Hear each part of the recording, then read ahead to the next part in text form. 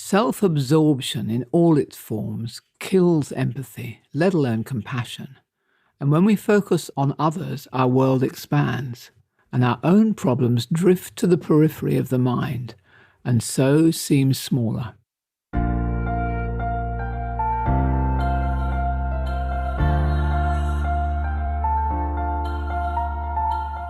This is Walking Your Talk, a personal development podcast about leadership, authenticity, and courage. I'm Carolyn Taylor, and I've spent my life working with leaders in organizations on how to change their culture. But this is much more personal. If you want to be known as someone who walks your talk at work and beyond, then this podcast is for you.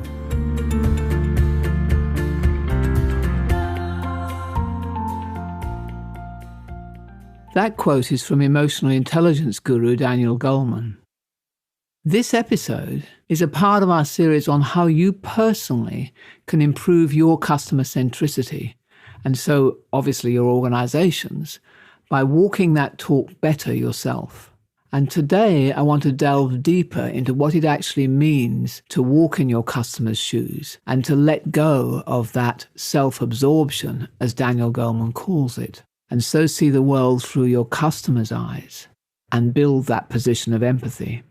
And then in next week's episode, we'll look at how you can then use that position to adjust your products, your behaviors, or your service so as to meet what you're seeing from the customer's perspective. So you may work directly with customers, like I do, or you may work inside an organization and see your customers more as being internal customers, people inside who you want to service better. And I think this content you'll find will work in either one of those cases.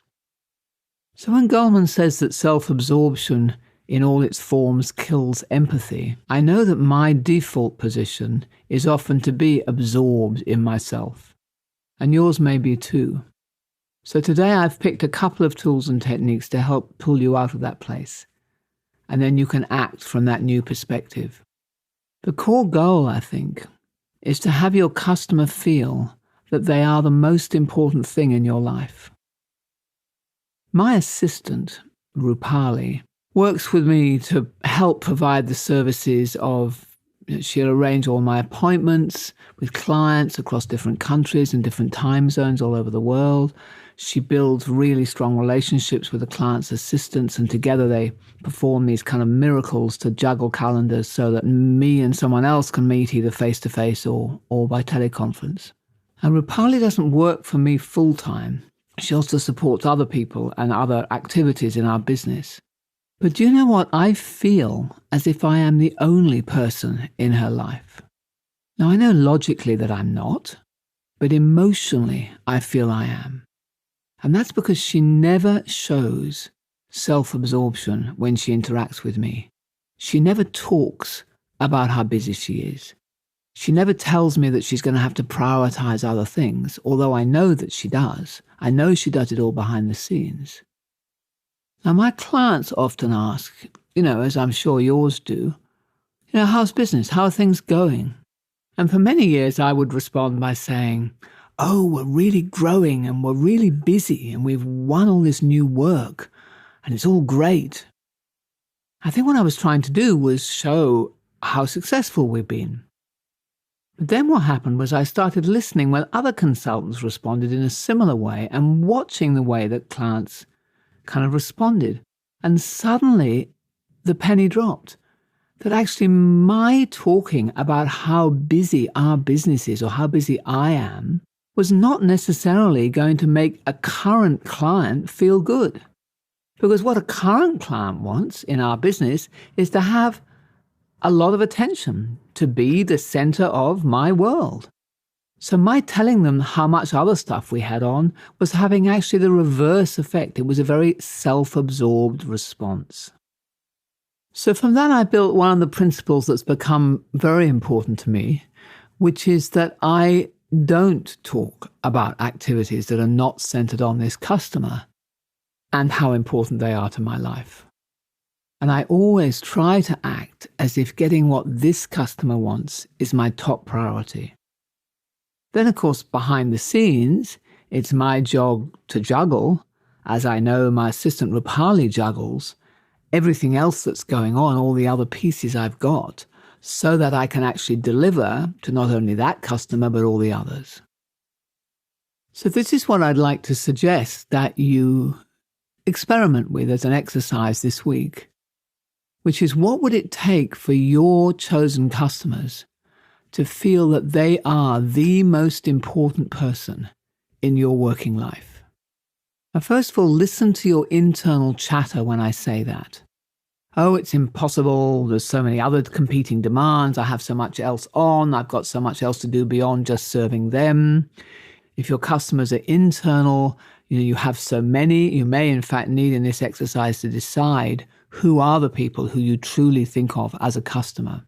So listen to that voice and then take responsibility, go above the line. We talk more about this in episode 26, because my question wasn't that they are the most important person in your life, but that they feel that they are the most important person in your life. And that's the trick here. Because given everything that you have got going on, what are the smart ways that you can develop that will build that deep empathy that comes from less self-absorption?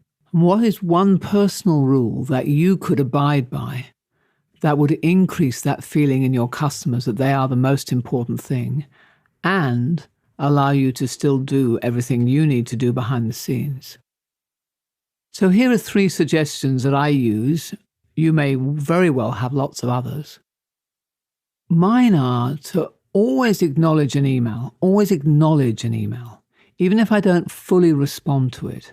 I think one of the ways of having someone feel important is that they know that what they've said to you has landed. It's like, hello, I hear you.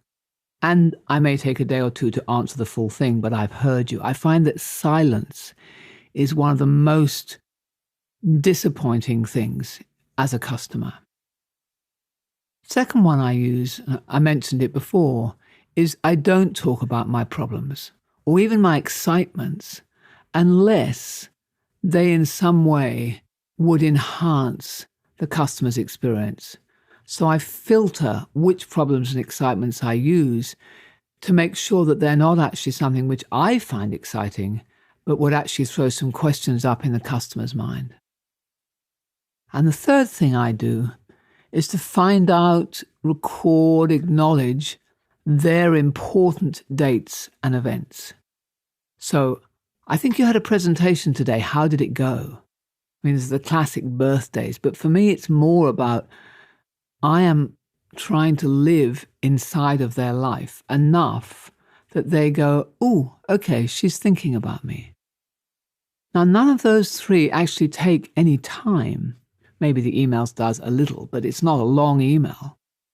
But what it does, I hope, is it starts to have my customers feel that they are the center of my life. Now, what I want to do next week is then to explore with you, having had that feeling and started to walk in my customers' shoes, how do I then adjust my behavior, my products, my services, so that in fact they meet what the customer is looking for rather than what I think the customer should want.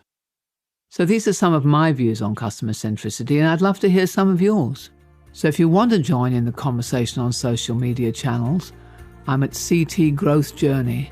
I hope we can discuss it together and that you'll tune in next week for more aspects of what it takes to walk your talk on customer centricity. Thank you and goodbye for now.